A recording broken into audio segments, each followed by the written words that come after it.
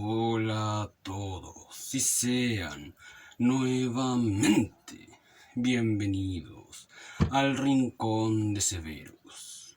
Al igual que sean nuevamente bienvenidos con mi nuevo saludo. Hola que viene, hola que va, un Snape los saludará. Así que voy a dar las gracias a todos los que den like, comenten y se suscriban a mi canal de YouTube y TikTok. No los haré esperar más por la lectura correspondiente al día de hoy. Capítulo 5. El sauce boxeador.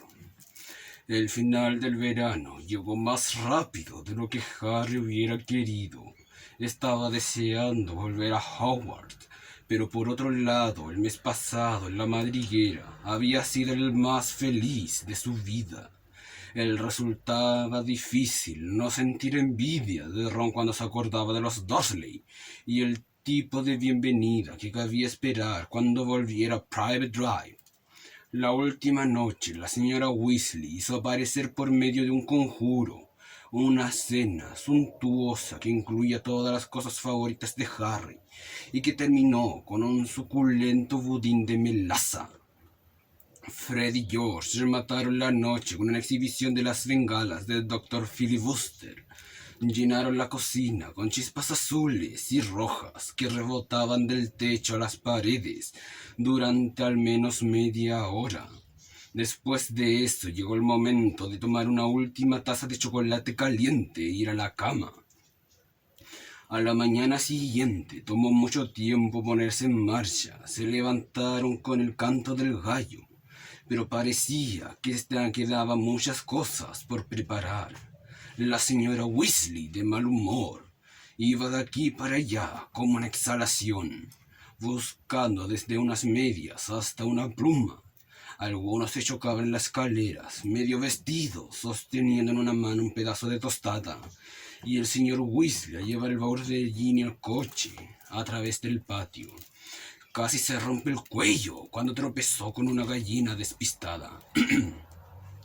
A Harry no le entraba en la cabeza que 8 personas, 6 baúles grandes, 2 búhos y una rata pudieran caber en un pequeño Fort Anglia, pero no había contado con las ventajas especiales que le había añadido el señor Weasley.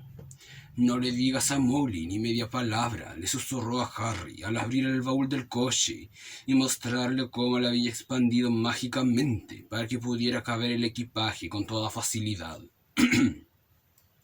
Cuando por fin estuvieron todos en el coche, la señora Weasley echó un vistazo al asiento trasero, en el que Harry, Ron, Fred, George y Percy estaban confortablemente sentados, uno junto a otro, y dijo: «Los muggles saben más de lo que uno creería, ¿verdad?» Ella y Ginny iban en el asiento delantero, que había sido alargado hasta el punto que parecía un banco del parque. Quiero decir que desde fuera uno nunca diría que el coche es tan espacioso, ¿verdad? El señor Weasley arrancó el motor y salieron del patio. Harry giró para darle a la casa la última mirada. Apenas tuvo tiempo de preguntarse cuándo volvería a verla, cuando ya estaban de regreso. George se había olvidado su caja de bengalas del Dr. Filibuster.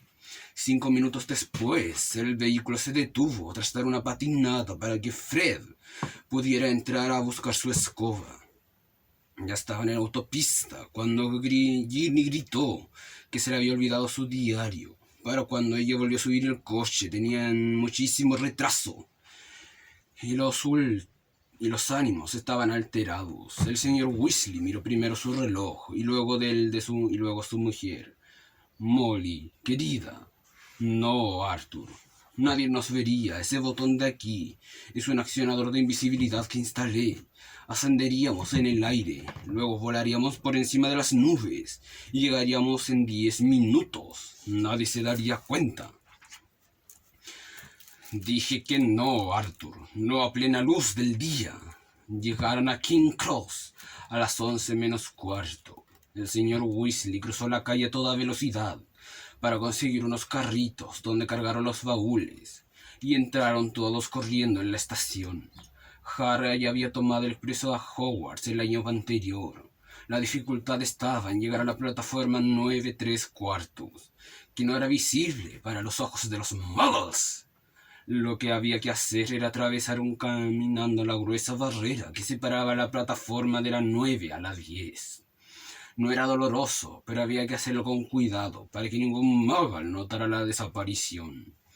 Percy primero, dijo la señora Weasley, mirando con inquietud el reloj que habían en el alto, que indicaba que solo tenían 5 minutos para desaparecer disimuladamente a través de la barrera. Dándose prisa, Percy avanzó hasta desaparecer. Luego fue el señor Weasley. Lo siguieron Fred y George. Yo pasaré con Ginny y ustedes dos nos siguen, les dijo la señora Weasley a Harry y Ron, agarrando a Ginny de la mano y empezando a caminar. En un abrir y cerrar de ojos ya no estaban.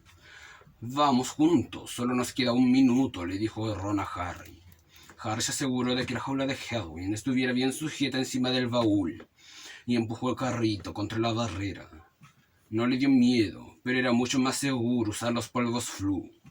Se inclinaron sobre la barrera de sus carritos y se encaminaron con determinación hacia la barrera, tomando velocidad. A 1 metro de la barrera empezaron a correr y ¡crash! Los dos carritos chocaron contra la barrera y rebotaron hacia atrás. El baúl de Ron cayó contra el suelo con un sonoro golpe. Harry se cayó y la jaula de Hedwig, al golpear contra el suelo reluciente, rebotó y salió rodando con la lechuza dando unos terribles chillidos. Todo el mundo los miraba y un guardia que había allí cerca les gritó: ¿Qué demonios están haciendo? Perdí el control del carrito, dijo Harry entre jadeos, agarrándose las costillas mientras se levantaba. Ron salió corriendo detrás de la jaula de Hedwig, pero estaba provocando tal escena que la multitud murmuraba sobre la crueldad hacia los animales. ¿Por qué no pudimos pasar?, le preguntó Harry a Ron entre dientes. Ni idea. Ron miró furioso a su alrededor. Todavía los observaba una docena de curiosos. Vamos a perder el tren, murmuró. No comprendo por qué se nos cerró. Harry miró el reloj gigante con una sensación de náuseas en la boca del estómago. 10 segundos. 9 segundos. Fue hacia adelante con el carrito, con cuidado hasta que llegó a la barrera y empujó a continuación con todas sus fuerzas. La barrera permaneció allí, infranqueable. 3 segundos, 2 segundos, 1 segundo. Partió, anunció Ron, atónito. Se fue el tren. ¿Qué pasará si mis padres no vuelven a recogernos? ¿Tienes algo de dinero, Muggle? Harry soltó una risita sardónica. Hace 6 años que los Dursley no me dan nada de dinero. Ron pegó la oreja hacia la fría barrera. No oigo nada, dijo preocupado. ¿Qué vamos a hacer? No sé cuánto tiempo tardarán mis padres en volver a buscarnos. Miraron a la estación. La gente todavía los observaba, principalmente a causa de los gritos ininterrumpidos de Hedwig. A lo mejor tendríamos que ir al coche y esperar allí, sugirió Harry. Estamos llamando demasiado la atención. Harry, dijo Ron, con los ojos refulgentes. ¡El coche! ¿Qué pasa con él? Podemos llegar a Hogwarts volando. Pero yo creía, estamos en problemas, ¿verdad? Y tenemos que llegar al colegio, ¿verdad? E incluso a los magos menores de edad se les permite hacer uso de magia si se trata de una verdadera emergencia. Sección 19 o algo así de la restricción de... Pero tu mamá y tu papá, dijo Harry empujando otra vez la barrera con la esperanza de que se viera. ¿Cómo volverán a casa? No necesitan auto, respondió Ron con impaciencia. Saben cómo desaparecer y reaparecer en casa. Se toman el trabajo de usar los polvos Floo y el auto porque nosotros, los menores de edad, no tenemos permitido desaparecer y reaparecer. El pánico que sentía Harry se convirtió de repente en emoción. ¿Sabes hacerlo volar? Por supuesto, respondió Ron, dirigiéndose a su carrito hacia la salida. Ven, vamos, así nos apuramos, podremos seguir el expreso de Hogwarts. Y se abrieron paso a través de la multitud de muggles curiosos. Salieron de la estación y regresaron a la calle lateral en donde había estacionado el viejo Fort Anglia. Ron abrió el grande y oscuro baúl con unos golpecitos de su varita mágica. Metieron otra vez dentro del equipaje, dejaron a Hedwig en los asientos de atrás y ellos se sentaron en los delanteros. Verifica que no nos vea nadie, le pidió Ron, arrancando el coche con un golpe de su varita. Harry sacó la cabeza por la ventanilla. El tráfico retumbaba por la avenida que tenían delante de ellos, pero la calle estaba despejada. Nadie dijo. Ron apretó el diminuto botón plateado del tablero. El coche desapareció y ellos también. Harry podía notar cómo vibraba el asiento debajo de él. Podía oír el motor, notar sus propias manos en la rodilla y los anteojos de la nariz. Pero a juzgar por lo que podía ver, se había convertido en un par de ojos que flotaban a 1 metro encima del suelo en una lúgubre calle llena de coches estacionados. En marcha, dijo a su lado la voz de Ron. El pavimento y los sucios edificios que había a cada lado empezaron a alejarse, perdiéndose de vista. El ascender del coche al cabo de unos segundos, todo Londres se extendía debajo de ellos, brillante y neblinoso. Entonces se oyó un ligero estallido y reaparecieron en el coche, Ron y Harry. ¡Caramba!, exclamó Ron, apretando el botón de accionador de invisibilidad. ¡No funciona! Los dos se pusieron a dar golpes. El coche desapareció, pero luego empezó a aparecer intermitentemente. «Agárrate», dijo Ron y apretó el acelerador. Como una bala, penetraron en las nubes algodonosas y todo se volvió neblinoso y oscuro. «¿Y ahora qué?», preguntó Harry, pestañeándose ante la masa compacta de nubes que lo rodeaba por todos lados. «Tenemos que ver el tren para saber qué dirección seguir», dijo Ron. «Vuelva a descender rápido». Descendieron por debajo de las nubes y se inclinaron en los asientos mirando hacia abajo con los ojos entornados. «Lo veo», gritó Harry. «¡Por allí!». El expreso de Hogwarts corría bajo de ellos como una serpiente roja. «Derecho hacia el norte», dijo Ron verificando el indicador del tablero. «Bueno, tendremos que revisarlo cada media hora, más o menos. Agárrate». Y volvieron a internarse en las nubes. 1 minuto después salían al resplandor a la luz del solar. Aquel era un mundo diferente. Las ruedas del coche rozaban el océano esponjoso de nubes, y el cielo era de un azul brillante, incalcable, debajo del cegador del sol blanco. «Ahora solo tenemos que preocuparnos por los aviones», dijo Ron. Se miraron uno al otro y se rieron. Tardaron mucho en poder parar de reírse.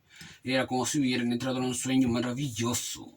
Aquella, pensó Harry, era seguramente la manera ideal de viajar, pasando copas de nube que parecían de nieve en un coche inundado de luz solar cálida y luminosa, con una bolsa grande de caramelos en la guantera, y la perspectiva de contemplar las caras de envidia de Fred y George cuando aterrizaran suave y espectacularmente en la amplia explanada del césped delante del castillo de Hogwarts.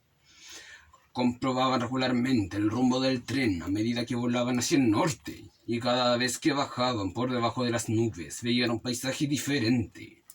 Londres quedó atrás enseguida, reemplazado por campos verdes que daban paso a brezales de color púrpura, a aldeas con diminutas iglesias en miniatura y a una gran ciudad animada por coches como hormigas de variados colores. Sin embargo, después de varias horas sin sobresaltos, Harry tuvo que admitir que parte de la diversión se había esfumado. Los caramelos le habían dado una sed tremenda y no tenían nada que beber. Él y Ron se habían sacado los suéteres, pero a Harry se le pegaba la camiseta del respaldo del asiento, y los anteojos se le deslizaban todo el tiempo hasta la punta de la nariz. Empapada de sudor, había dejado de maravillarse con las sorprendentes formas de las nubes, y se acordaba todo el tiempo del tren que circulaba miles de metros más abajo, donde se podía comprar jugo de calabaza frío, como el hielo que llevaba en una carrita de bruja gordita. ¿Por qué motivo no habían podido entrar a la plataforma 9¾ «No puede quedar muy lejos, ¿verdad?», dijo Ron con la voz ronca horas más tarde, cuando el sol se hundía en el lecho de nubes, tiñéndolas de un rosa intenso. «¿Listo para verificación del tren?», continuaba debajo de ellos, abriéndose camino por una montaña coronada de nieve. Estaba mucho más oscuro bajo el dosel de las nubes. Ron apretó el acelerador y volvieron a descender, pero al hacerlo el motor empezó a chirriar. Harry y Ron intercambiaron miradas nerviosas. Seguramente es porque está cansado, dijo Ron. Nunca antes había hecho un viaje tan largo. Y ambos hicieron como que no se daban cuenta de que el chirrido se hacía más intenso, que el cielo se oscurecía, las estrellas iban apareciendo en el firmamento. Se hacía de noche. Harry volvió a ponerse el suéter, tratando de no darle importancia al hecho de que los limpiaparabrisas se movían despacio, como si protestaran. Ya falta poco, dijo Ron dirigiéndose más al coche que a Harry. Ya falta poco, repitió, y unas palmadas en el tablero preocupado. Cuando un poco más allá volvieron a ascender por debajo de las nubes, tuvieron que abusar a la vista en algo que pudieran reconocer. ¡Allí!, gritó Harry de forma que Ron y Hedwig dieron un salto. Justo adelante, en el acantilado que se elevaba sobre el lago, las numerosas torres y atalayas del castillo de Hogwarts se recortaban contra el oscuro horizonte. Pero el coche había empezado a dar sacudidas y a perder velocidad. «Vamos», dijo Ron para animarlo, dando una pequeña sacudida al volante. «Vamos, ya llegamos». El motor chirriaba, finos chorros de vapor surgían del capó. Harry se agarró muy fuerte el asiento cuando se orientaron hacia el lago. El coche osciló de manera preocupante, mirando por la ventana. Harry vio lo suficiente calma, negra y cristalina del agua. Un par de kilómetros por debajo, al aferrar el volante, a Ron se le pusieron blancos los nudillos de las manos. El coche volvió a tambalearse. «Vamos», murmuró Ron. Estaban sobre el lago. El castillo estaba justo adelante de ellos. Ron apretó el pedal. Se produjo un estruendo metálico, seguido de un chisporroteo, y el motor se paró completamente. «Oh», exclamó Ron en medio del silencio. El coche se inclinó a la trompa hacia abajo. Caían cada vez más rápido, directamente contra el sólido muro del castillo. «¡No!», gritó Ron girando al volante. Esquivaron la oscura piedra por unos centímetros y el coche giró describiendo un pronunciado arco, planeando sobre los oscuros invernaderos y luego sobre la huerta y el oscuro césped, perdiendo altura sin cesar. Ron soltó el volante y sacó del bolsillo de atrás la varita mágica. «¡Alto! ¡Alto!», gritó, dando unos golpes en el tablero y el parabrisas, pero todavía estaban cayendo en picada, y el suelo se precipitaba contra ellos. «¡Cuidado con ese árbol!», gritó Harry tomando el volante, pero era demasiado tarde. ¡Pum!, provocando un estruendo de metal y madera, chocaron contra el grueso tronco del árbol y cayeron al suelo con un duro golpe. El abollado capó salió más humo. Hedwig gritaba aterrorizada. A Harry, en el lugar de la cabeza en que se había golpeado contra el parabrisas, le había salido un doloroso chichón del tamaño de una pelota de golf, y a su lado Ron dejaba salir un gemido bajo la desesperación. «¿Estás bien?», le preguntó Harry inmediatamente. «Mi varita mágica», dijo con voz temblorosa. «¡Mira mi varita!». Se había partido prácticamente en dos pedazos. La punta oscilaba lánguidamente, sujeta a unas pocas astillas. Harry abrió la boca, parecía que estaba seguro de que lo podrían recomponer en el colegio, pero no llegó a decir nada. En ese mismo momento, algo golpeó contra su lado del coche con tanta fuerza, como si un toro los hubiera embestido, y lo arrojó del otro lado. Ron, al mismo tiempo que el coche del vehículo, recibió otro golpe igual de fuerte. «¿Qué pasó?». Ron ahogó un grito mirando por el parabrisas, y Harry echó un vistazo en torno de ellos, justo a tiempo para ver una rama del grueso de una serpiente pitón que golpeaba el coche destrozándolo.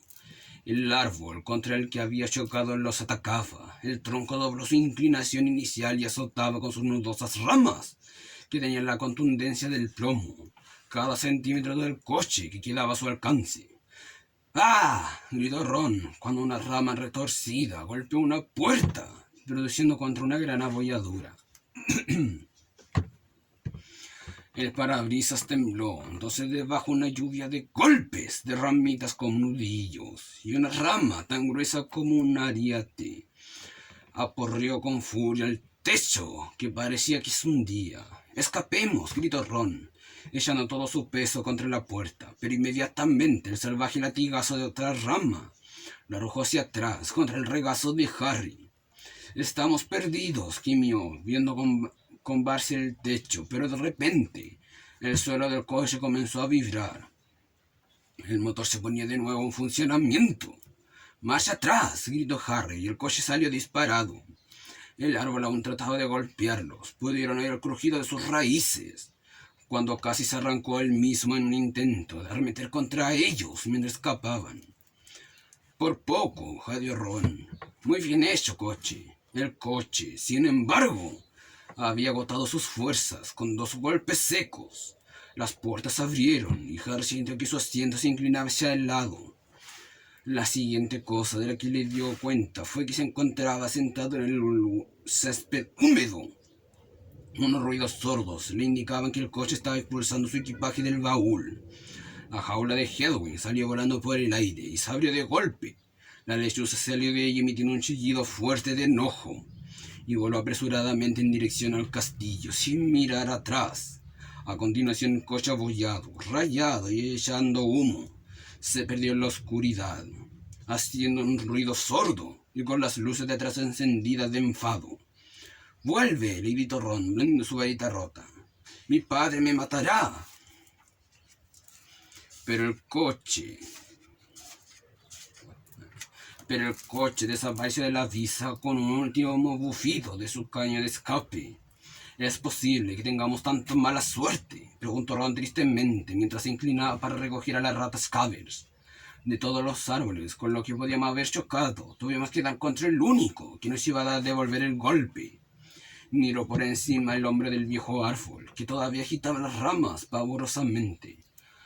«Vamos», dijo Harry cansionamente, «lo mejor que podemos hacer es ir al colegio». No era la llegada triunfal que había imaginado, con el cuerpo agarrotado, frío y magullado. Tomaron los extremos de los baúles y comenzaron arrastrándolos, subiendo a la ladera de la cubierta de césped, hacia las grandes puertas principales de Rowley. «Me parece que ya comenzó el banquete», dijo Ron, dejando caer su baúl al principio de los escalones y acercándose sigilosamente para mirar a través de la ventana iluminada. «Harry, ven, mira, es la ceremonia de selección». Harry se acercó y juntos, Ron y él contemplaron el gran comedor. Sobre 4 mesas abarrotadas de gente se mantenían en el aire innumerables velas, haciendo brillar los platos y las copas. Por encima de la cabeza, el techo encantado que siempre reflejaba el cielo exterior estaba plagado de estrellas.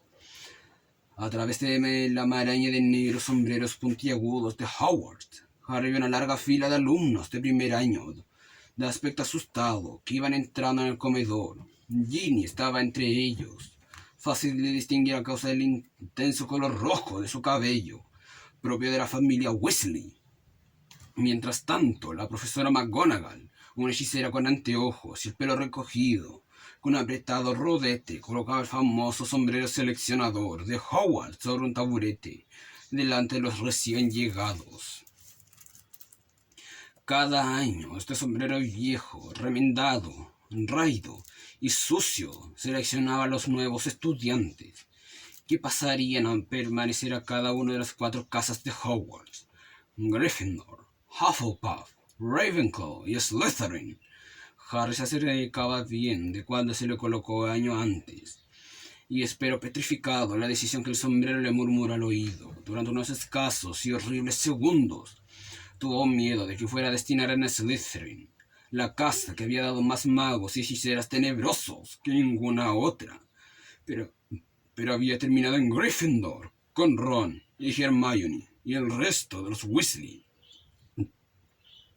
En el último periodo, Harry y Ron habían contribuido a que Gryffindor ganara el campeonato de las casas, venciendo a Slytherin por primera vez en 7 años. Habían llamado a un chico muy pequeño, de pelo castaño, para que se colocara el sombrero en la cabeza.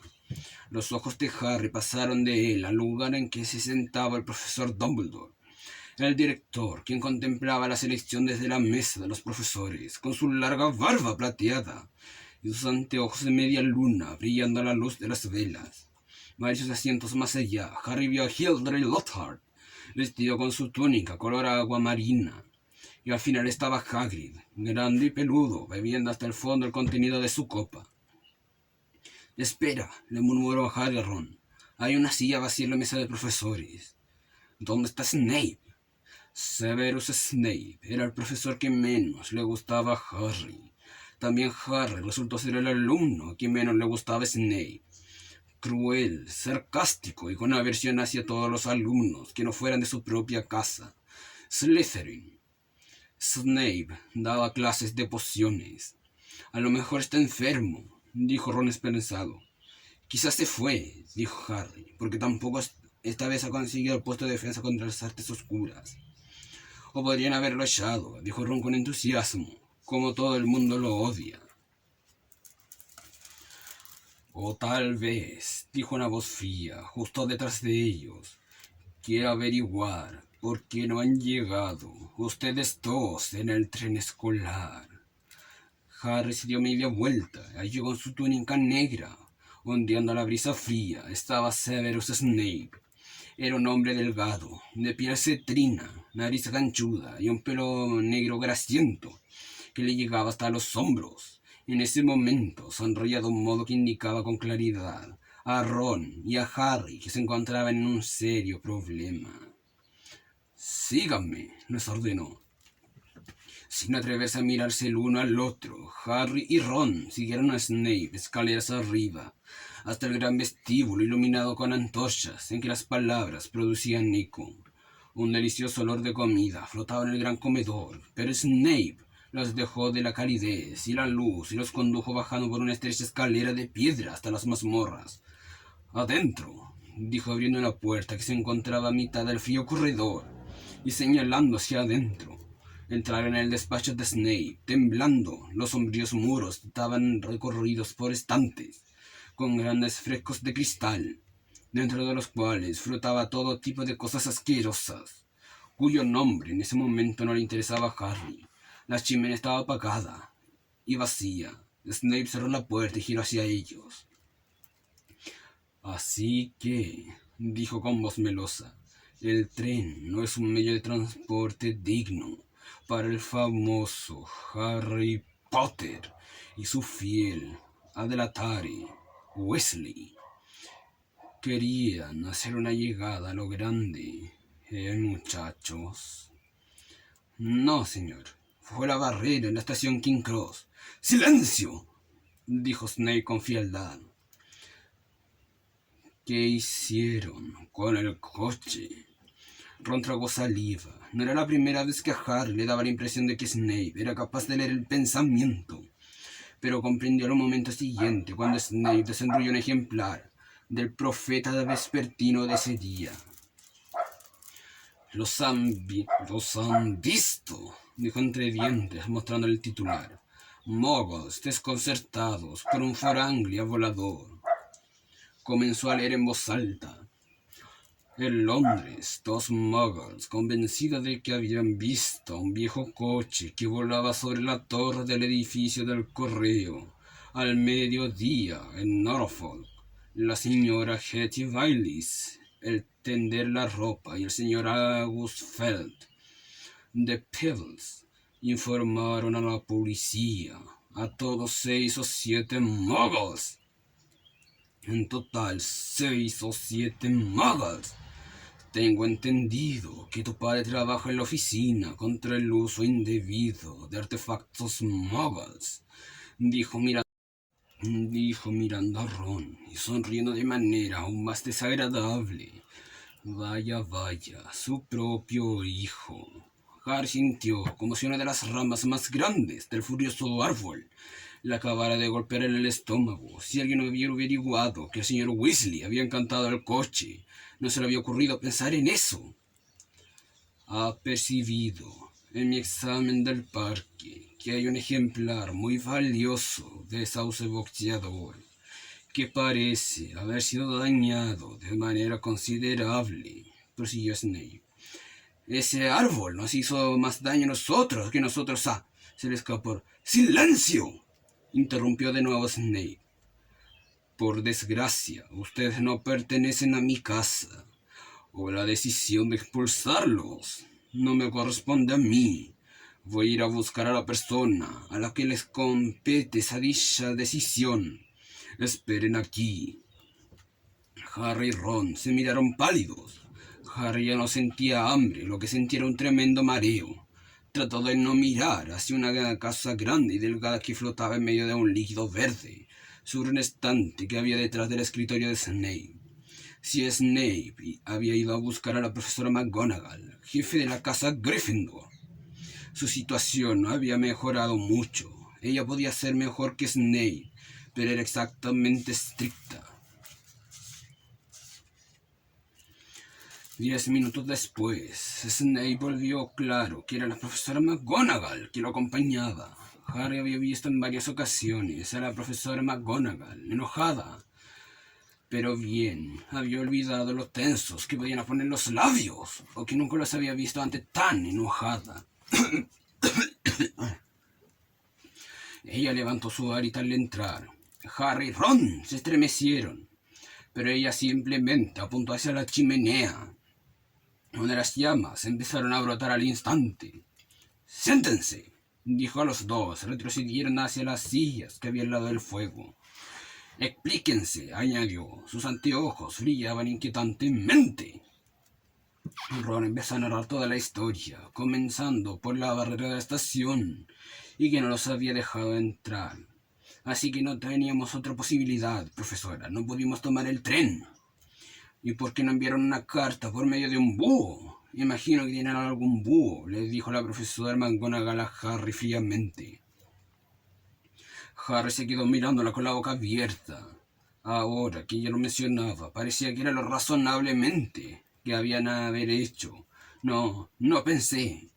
Eso, observó la profesora McGonagall. Es evidente. Llamaron a la puerta del despacho y el profesor Snape la abrió. Con aspecto de estar muy contento que nunca. Allí se encontraba el director, el profesor Dumbledore. Harry tenía todo el cuerpo abarrotado. La expresión de Dumbledore era de una severidad inusitada. Los miró inclinando su nariz curvadísima. Y de pronto Harry sintió que habría preferido encontrarse aún recibiendo a Ron los golpes de sauce boxeador. Un prolongado silencio. Entonces Dumbledore: «Por favor, explíqueme por qué lo hicieron». Habría sido preferible que hubiera gritado. A Harry le pareció horrible el tono despectivo de su voz.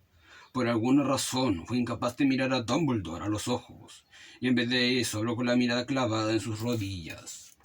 Se lo contó todo a Dumbledore, salvo lo del señor Weasley, el propietario del coche encantado, dando la impresión de que Ron y él había encontrado un coche volador a la salida de la estación. Supuso que Dumbledore los interrogaría inmediatamente a ese respecto, pero Dumbledore no preguntó nada sobre el coche. Cuando Harry acabó, él simplemente siguió mirándolos a través de sus anteojos. «Iremos a recoger otras cosas», dijo Ron con un tono de voz desesperado.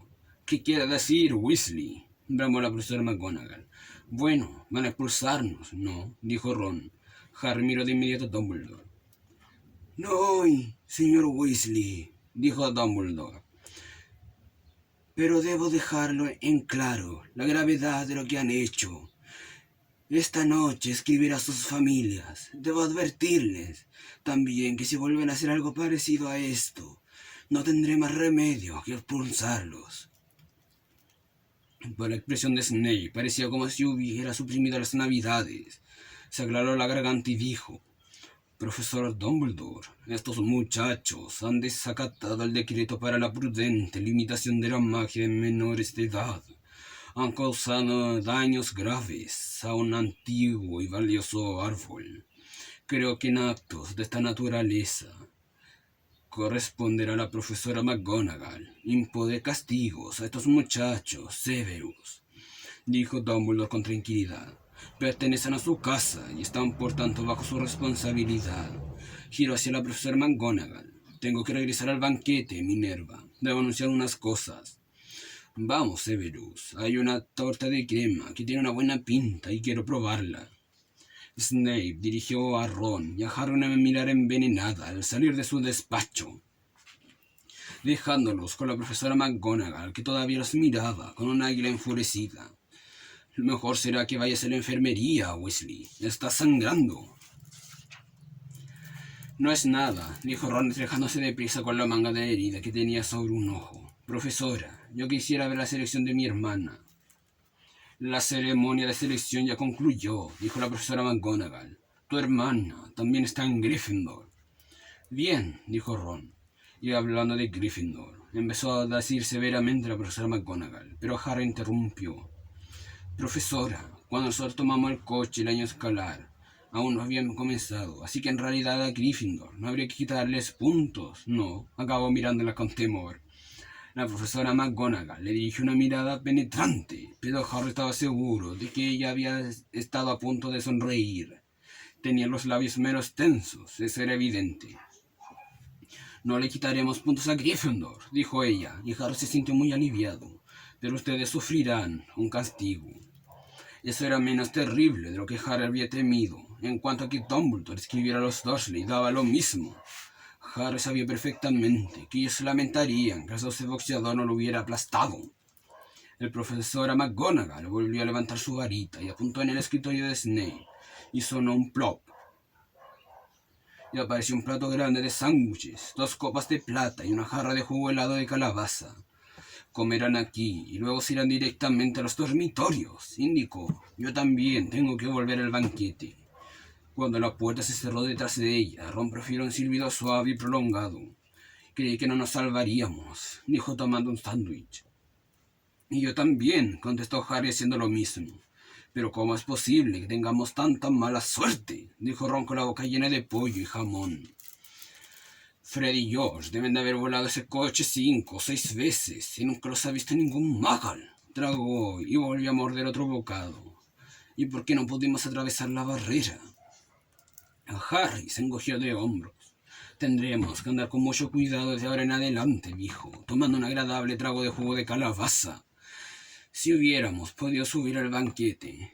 Ella no quería que hiciéramos ningún alarde, dijo Ron inteligentemente. No quiere que nadie llegue a pensar que está bien eso de llegar volando en un coche. Cuando comieron todos los sándwiches que podían, el plato iba apareciendo más a medida que ellos se los devoraban. Se levantaron y salieron del despacho y tomaron el conocido camino que llevaba a la torre Gryffindor. El castillo estaba en calma, parecía que el banquete había concluido. Pasaron al lado de los retratos parlantes y de armaduras que chirriaban y subieron escaleras de piedra hasta que llegaron finalmente al corredor que ocultaba la entrada secreta de la torre Gryffindor. Detrás de una pintura al óleo que representaba a una mujer gorda vestida con soda rosa. La contraseña, exigió ella al verlos acercarse. Dijo Ron. No conocí la contraseña del nuevo año, porque aún no habían visto a ningún prefecto. Pero casi inmediatamente les llegó la ayuda. Detrás de ellos oyeron unos pasos veloces, y al girar vieron a Hermione, que corrió a ayudarlos. ¡Aquí están! ¿Dónde se habían metido? Corren los rumores más absurdos. Alguien decía que los había expulsado por chocar de un coche volador. Bueno, no los expulsaron, le garantizó Harry. ¿Quiere decir que vinieron hasta aquí volando? Preguntó Hermione con un tono de casi tan duro como el de la profesora McGonagall. No nos des un sermón, dijo Ron impaciente, y dinos cuál es la nueva contraseña. Es pájaro fraile, dijo Hermione con impaciencia, pero esa no es la cuestión. No puedo terminar lo que estaba diciendo. Sin embargo, porque la tercera dama gorda se abrió y se oyó una repentina salva de aplausos. Parecía que todos en la casa Gryffindor estaban todavía despiertos, abarrotando la sala circular común, de pie sobre las mesas torcidas, y los desvencijados butacones, esperando a que ellos llegaran. Algunos brazos se asomaron por el orificio del retrato, para tirar hacia adentro Ron y Harry, dejando que Hermione penetrara a continuación. ¡Formidable!, gritó Lee Jordan. ¡Soberbio! ¡Qué llegada! volando con un coche hasta el sauce boxeador. La gente hablará de esto durante años. Bravo, dijo un estudiante de quinto año con quien Harry no había hablado nunca. Alguien le daba las palmadas en la mano, como si acabara de ganar un maratón. Fred y George abrieron camino hacia la primera fila de la multitud y dijeron al mismo tiempo: ¿por qué no nos llamaron? Ron estaba colorado y sonreía rosado, pero Harry pudo ver que alguien no estaba en absoluto contento. Por encima de las cabezas de los emocionados estudiantes de primero, podían ver a Percy, que parecía que trataba de acercarse lo suficiente para reprenderlos. Harry le dio a Ron con el codo de las costillas y señaló hacia donde estaba Percy con un gesto en la cabeza. Inmediatamente Ron entendió lo que quería decir. Tenemos que subir, estamos algo cansados, dijo, y los dos comenzaron a abrirse camino hacia la puerta que había al otro lado de la habitación, que daba una escalera de caracol a los dormitorios. Buenas noches, dijo Harry a Hermione, girando. Ella tenía la misma cara de enojo que Percy. Consiguieron llegar al otro extremo de la sala común, recibiendo palmadas en la espalda, y luego hasta la tranquilidad de la escalera. La subieron rápidamente, derecho hasta el final, hasta la puerta de su antiguo dormitorio, que ahora lucía un letrero que indicaba segundo año. Penetraron en la habitación familiar de forma circular, con sus 5 camas adoseladas con terciopelo rojo, sus ventanas elevadas y estrechas. Les habían subido los baúles y lo habían dejado a los pies de sus camas. Ron sonrió a Harry con una expresión de culpabilidad. Sé que no tendría que haber disfrutado de este recibimiento, pero la verdad es que... La puerta del dormitorio se abrió y entraron los demás chicos de segundo año de la casa Gryffindor. Seamus Finnegan, Dean Thomas y Neville Longbottom. Increíble, dijo Seamus sonriendo. Formidable, dijo Dean. Alucinante, agregó Neville sobrecogido. Harry no pudo evitarlo. Él también sonrió. Y bueno, amigos, ese ha sido el capítulo de hoy de Harry Potter y la Cámara Secreta. Espero les haya gustado. Y esperen atentos a los siguientes capítulos de Harry Potter y la Cámara Secreta. Nos vemos. Hasta la próxima.